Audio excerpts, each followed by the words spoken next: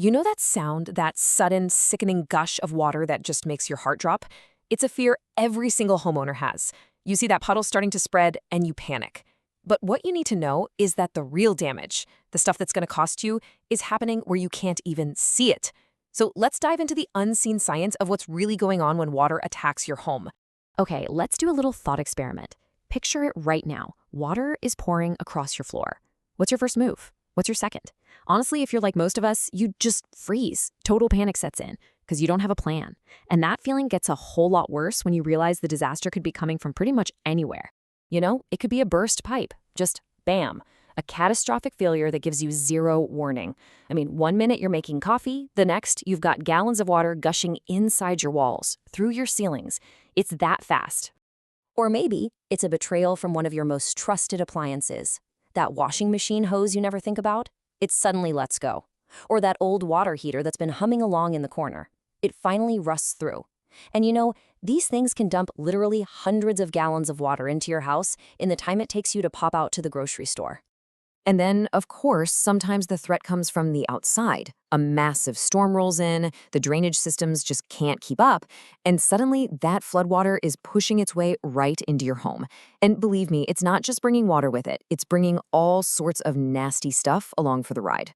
So yeah, it doesn't really matter where it comes from. Those first few minutes are pure, unfiltered chaos. But here's the thing. What you do or don't do in that initial window is absolutely critical. It's literally the difference between a minor cleanup and a full-blown gut-the-house reconstruction project.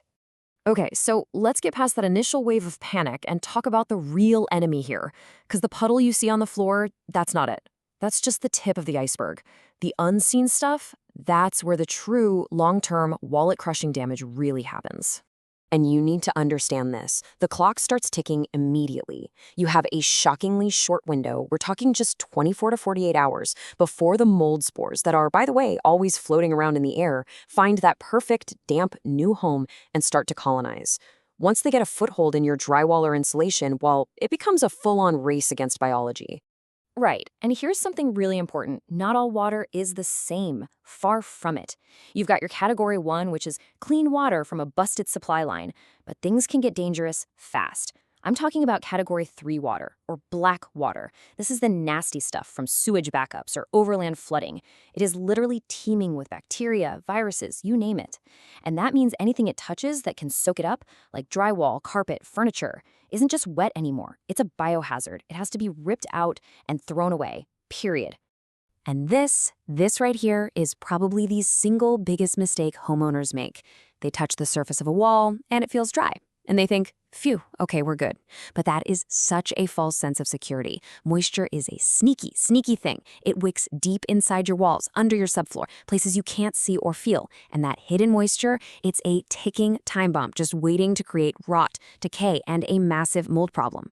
So, if you can't even trust your own sense of touch, what are you supposed to do? How do you fight back?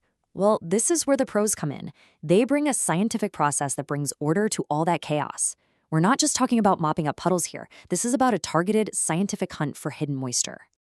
Yeah, any professional will tell you getting rid of the standing water is just step one. That's the easy part. The real battle is against that moisture trapped deep inside the structure. Because just like the quote says, that's the stuff that leads to mold and rot. And it happens in just a matter of days. So, the pros don't just show up and start guessing. They attack the problem with a very clear 3-phase plan. First is the emergency response. They gotta stop the source, get all that standing water out, and start documenting the damage with scientific tools like moisture meters. Then comes phase 2, which is the most important part, structural drying. This is where they bring in the heavy-duty air movers and dehumidifiers to literally pull moisture out of the walls and floors. And finally, phase 3 is verification and restoration. They use tech like thermal imaging to prove everything is dry before they even think about doing repairs. And listen, this does not happen overnight. This isn't a one-day job. A typical drying project takes somewhere between 3 to 5 days. It has to. It's a continuous process of them coming back every day, taking moisture readings, and adjusting all this powerful equipment to suck every last drop of water out.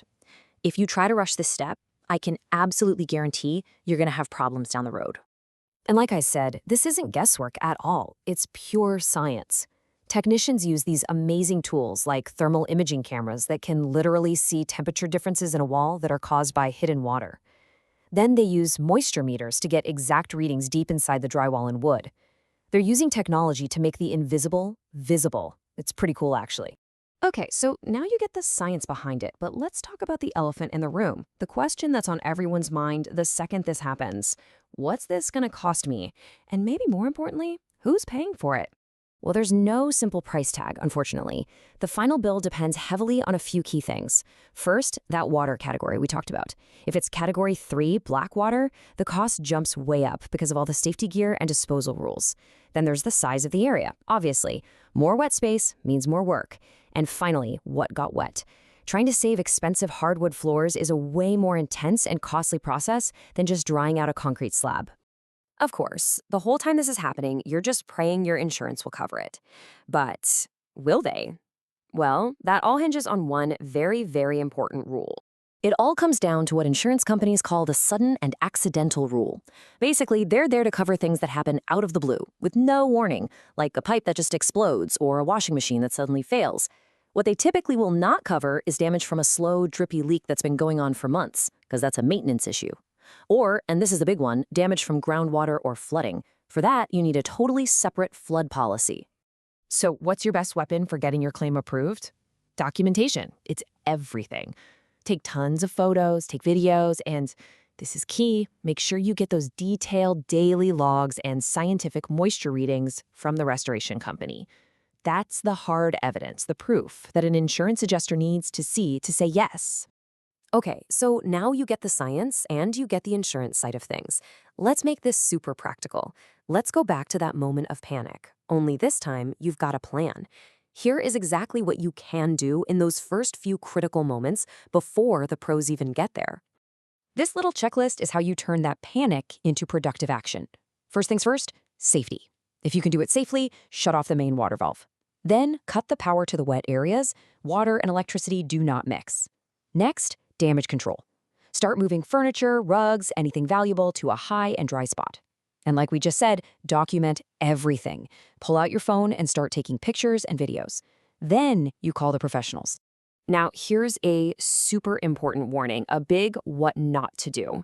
Your first instinct might be to grab a bunch of box fans and point them at the water to start drying things. It makes sense, right? But stop. If that water is even slightly contaminated, say from a toilet overflow or a backed up dishwasher, all you're doing with that fan is aerosolizing all those nasty bacteria and spraying them all over your house. You're making the problem way, way worse. Look, the goal of these first steps isn't for you to dry the house yourself. You can't. The goal is to stop the bleeding, to mitigate the damage, and to make sure the area is safe, both for your family and for the certified technicians who are on their way to help. So let me leave you with this thought. Your home has a fire extinguisher, right? For the very small chance you might have a fire.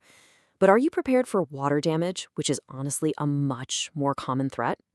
In the end, understanding the science we talked about today and just having a basic plan, well, that's the most powerful tool you could ever have.